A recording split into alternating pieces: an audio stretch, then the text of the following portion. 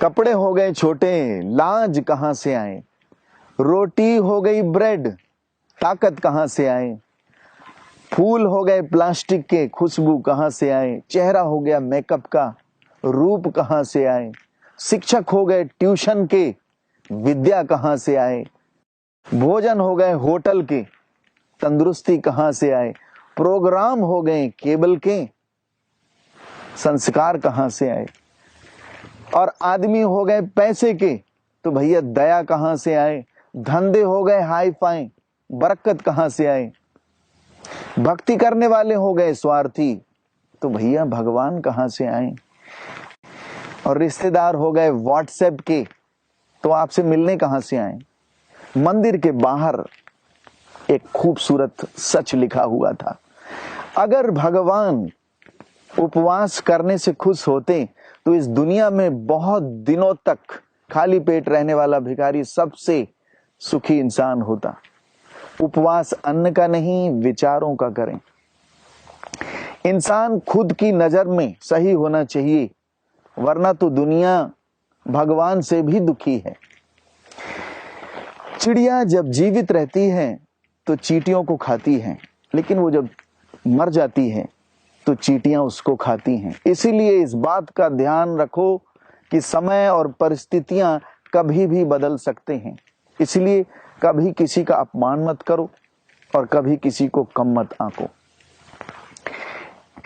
एक पेड़ से लाखों माचिस की तीलियां बन सकती हैं, लेकिन एक माचिस की तीली लाखों पेड़ों को जलाकर राख कर सकती है। कोई चाहे कितना भी महान क्यों ना हो जाए, पर कुदरत कभी किसी को महान बनने का मौका नहीं देती। कंठ दिया कोयल को तो रूप छीन लिया, रूप दिया मोर को तो इच्छा छीन ली, दीक्षा इंसान को तो संतोष छीन लिया, दिया संतोष संत को तो संसार छीन लिया, दिया संसार चलाने देवी देवताओं को तो मोक्ष उनसे छीन लिया। मत करना कभी भी गुरूर, अपने आप पे इंसान। भगवान ने तेरे और मेरे जैसी कितनों को मिट्टी से बनाकर मिट्टी में मिला दिया।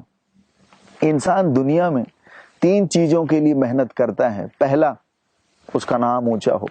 दूसरा, उसका लिबास ऊंचा हो, अच्छा हो, सुंदर हो। तीसरा, मेरा मकान सबसे सुंदर हो।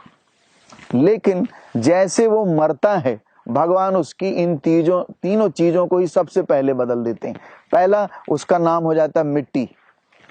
दूसरा, उसका जो लिबास है वो हो जाता है कफन। और तीसरा, जो उसका मकान है वो हो जाता है शमशान। जीवन की कड़ी सच्चाई जिसे हम समझना नहीं चाहते, स्वीकार करना नहीं चाहते। एक पत्थर सिर्फ एक बार मंदिर जाता है और भगवान बन जाता है, और इंसान रोज मंदिर जाते हैं फिर भी पत्थर की तरह ही रह जाते हैं। एक औरत बेटे को जन्म देने के लिए अपनी सुंदरता गंवा देती है, और वही बेटा अपनी एक सुंदर बीवी के लिए अपनी मां को त्याग देता है। जीवन में हर जगह हम जीत जाते हैं, किंतु फूल वाले की दुकान पे हम जाते हैं तो हम कहते हैं हार चाहिए, क्योंकि हम परमात्मा से नहीं जीत सकते।